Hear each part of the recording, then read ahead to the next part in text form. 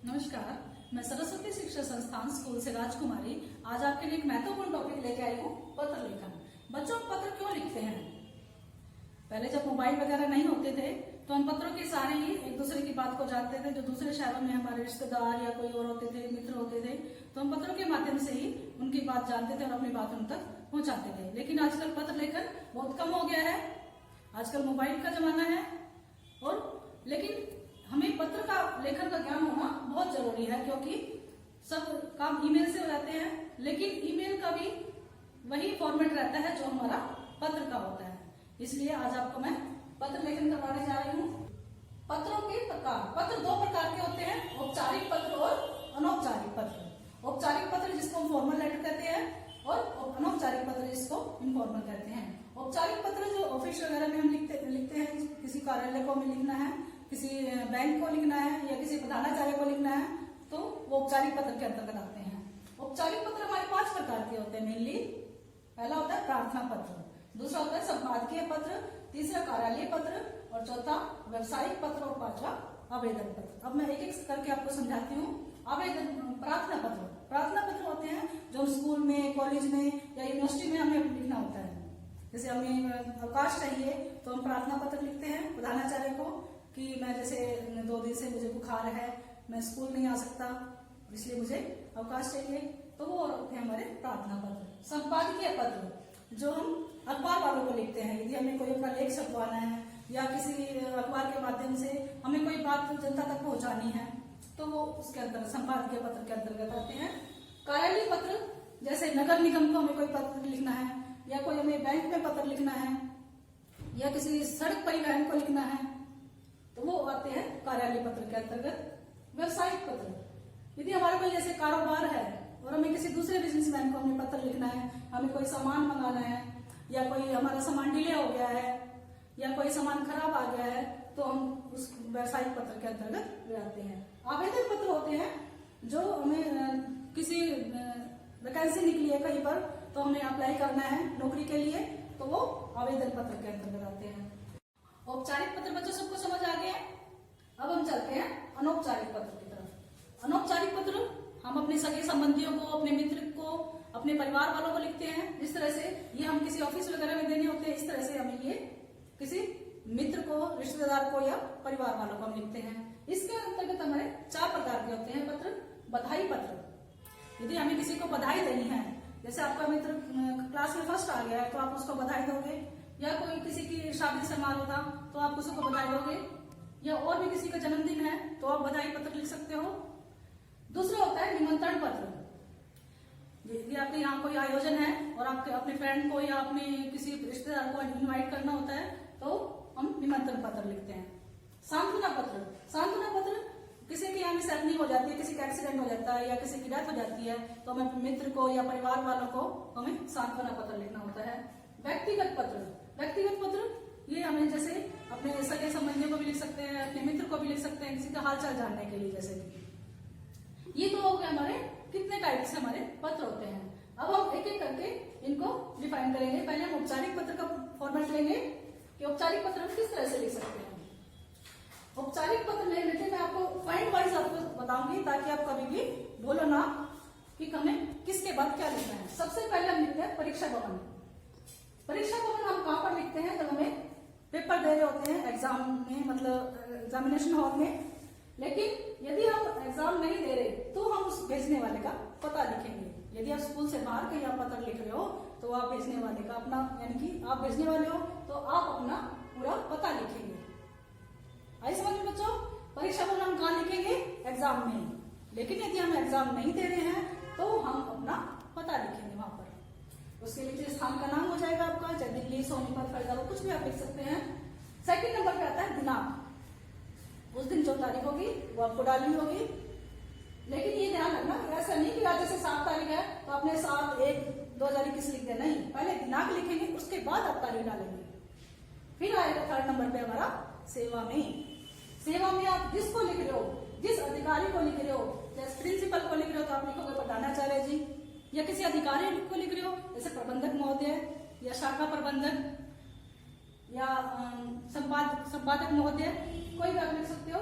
उसके बाद उसके कार्यालय का पता पता आएगा। पहले उसके अधिकारी का पद लिखा जाएगा, उसके नीचे नेक्स्ट लाइन में आप लिखेंगे उसका एड्रेस। ठीक है, जैसे आपने यहाँ पर लिखा प्रधानाचार्य जी, सरस्वती शिक्षा संस्थान स्कूल सोनीपत। फिर उसके बाद आता है आपका विषय। विषय में आप लिखेंगे कि किस कारण आप पत्र लिख रहे हैं। जैसे आपको छुट्टी चाहिए तो आप लिखेंगे अवकाश प्राप्ति हेतु। यदि आपको और कुछ काम है, किसी और ऑफिस में काम है, जैसे आप बैंक में जा रहे हो तो आप बैंक में यदि आपको पास नया खाता खुलवाना है तो आप लिखेंगे नया खाता खुलवाने हेतु। या आपका एटीएम गुम हो गया है तो उसके लिए आप शिकायत करनी है आपको, तो आप वहां पर लिखेंगे अपना विषय। किसी भी संबंधित जो आपका पत्र है, जिसके लिए आपको पत्र लिखना है, वो मेन पॉइंट जो है वो विषय में लिखा जाएगा। क्योंकि कई बार ऐसा होता है ऑफिस वगैरह में पूरा पत्र नहीं पढ़ा जाता, तो उसमें सिर्फ विषय को देखकर ही आपका लेटर पढ़ा जाता है। तो विषय ही सबसे मेन है आपका बेटा। नेक्स्ट है संबोधन। संबोधन, उसको किस तरह से संबोधित कर रहे हैं आप, जैसे श्रीमान जी, श्रीमती जी, महोदय, महोदया या मान्यवर, ये वर्ड आप यूज कर सकते हैं। यदि आप स्कूल में लिख रहे हैं तो आप जैसे लिख सकते हैं महोदय या महोदया। नेक्स्ट आता है आपका विषय वस्तु। विषय वस्तु, जिस कारण आपको पत्र लिख रहे हैं, वो मैटर जो है वो सारा विषय वस्तु में आएगा। इसके भी बेटा दो पार्ट होते हैं। विषय वस्तु में फर्स्ट पार्ट में आप लिखेंगे कि किस कारण आप पत्र लिख रहे हैं। जैसे आपको छुट्टी चाहिए तो आप क्या लिखेंगे कि मुझे 2 दिन से बुखार है, इसलिए मैं स्कूल नहीं आ सकता, डॉक्टर ने मुझे आराम करने की सलाह दी है। ये तो हो गया आपका कारण।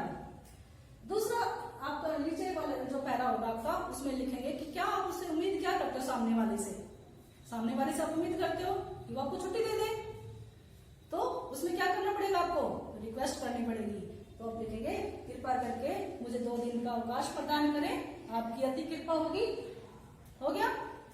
नेक्स्ट आएगा आपका धन्यवाद। फिर उसको आप धन्यवाद करेंगे। धन्यवाद के बाद नेक्स्ट लाइन में आप लिखेंगे, यदि आप स्कूल में लिख रहे हैं तो आप लिखेंगे आप क्या आज्ञाकारी शिष्य या आपका आज्ञाकारी शिष्य। फिर आपका क्लास, रोल नंबर, सब कुछ आएगा। यदि आप किसी ऑफिस वगैरह में लिख रहे हैं तो आप लिखेंगे भवदीय, या लिख सकते हैं भवदिया, या लिख सकते हैं प्रार्थी। इनमें से कोई भी शब्द आप यूज कर सकते हैं। और लास्ट में आएगा कह गए। आप कहाँ लिखेंगे, जब आप परीक्षा में लिख रहे हैं पत्र, एग्जामिनेशन हॉल में आप पत्र लिख रहे हैं तो आप लिखेंगे कह गए। और अदरवाइज आप किसी बाहर कहीं पत्र लिख रहे हैं तो आप लिखेंगे अपना नाम, अपने सिग्नेचर करेंगे नीचे। लेकिन क्योंकि एग्जामिनेशन बोर्ड का रूल है, क्योंकि वहां पर आपका एड्रेस और आपका नाम वो गुप्त रखना होता है, इसीलिए मैंने यहाँ पर लिखा परीक्षा भवन और यहाँ पर लिखा है कह गए। बेटा औपचारिक पत्र में हमें ज्यादा फॉर्मेलिटीज करनी होती है, लेकिन अनौपचारिक में इतनी हमें ज्यादा दिखावा नहीं करना होता, क्योंकि हम अपने सगे संबंधियों को लिख रहे हैं, अपने मित्र को लिख रहे हैं। लेकिन फिर भी उसमें कुछ पॉइंट्स होते हैं जो आपको ध्यान रखने की बात है। पहला होता है परीक्षा भवन। ये भी सेम वैसे ही रहेगा जैसे अनौपचारिक पत्र में हमने लिखा था, क्योंकि हम परीक्षा भवन में एग्जाम में बैठे हैं तो हम क्या लिखेंगे, परीक्षा भवन। पता हम अपना गुप्त रखना होगा। और यदि हम कहीं बाहर लिख रहे हैं तो हम अपना परीक्षा भवन के स्थान पर अपना पता लिखेंगे। ठीक है बच्चों। फिर उसके बाद जगह का नाम, जिस स्थान से आप लिख रहे हैं पत्र। सेकंड नंबर पर आएगा दिनांक। ये 3 चीजें आपकी सेम रहेंगी, अनौपचारिक में भी और अनौपचारिक में भी। थर्ड नंबर पर आएगा आपका संबोधन।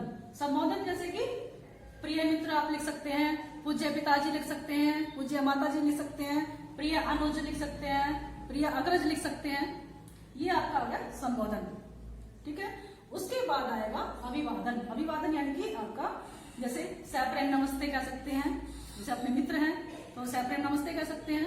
यदि आपसे बड़े हैं तो आप चरण स्पर्श कह सकते हैं, जो भी आप कहना चाहें। नेक्स्ट आएगा विषय वस्तु। विषय वस्तु जो हमारा हम कहना चाहते हैं, पत्र के माध्यम से हम क्या कहना चाहते हैं, अपनी बात उन तक जो पहुंचा रहे हैं, वो हमारा आएगा विषय वस्तु। विषय वस्तु के बाद हम आखिरी अपना हमारा पॉइंट रहेगा समापन संबोधन, यानी कि हम पत्र का जो एंड कर रहे हैं वो किस तरह से कर रहे हैं। जैसे आपका प्रिय मित्र, आपकी पुत्री, आपका अनुज, आपका बेटा, आपकी बेटी, उसके बाद आप अपना नाम लिख देंगे। सिर्फ आपने अनौपचारिक पत्र का प्रारूप देख लिया और आपने औपचारिक पत्र का भी प्रारूप आपने समझ लिया है। अब जो कॉमन जो बातें हैं, दोनों में जो ध्यान रखने वाली बातें हैं, कुछ पॉइंट्स मैंने यहाँ पर लिखे हैं, जिन बातों का आपने ध्यान रखना है, चाहे वो औपचारिक पत्र हो चाहे वो अनौपचारिक पत्र हो। हैं स्पष्टता। स्पष्टता यानी कि जो हम पत्र लिख रहे हैं उसमें वो बात क्लियर होनी चाहिए जो हम कहना चाहते हैं। ऐसा ना हो कि हम विषय से हटकर और सारी बातें कह दें और लेकिन वो मेन पॉइंट वो छूट जाए। वो पॉइंट होना उसमें बहुत जरूरी है जो हम कहना चाहते हैं। दूसरा है सरलता। सरलता यानी कि हमारी जो लैंग्वेज है उसमें वो इतनी स्पष्ट होनी चाहिए कि सामने वाले को जो हम कहना चाह रहे हैं वो अच्छे से समझ में आ जाए।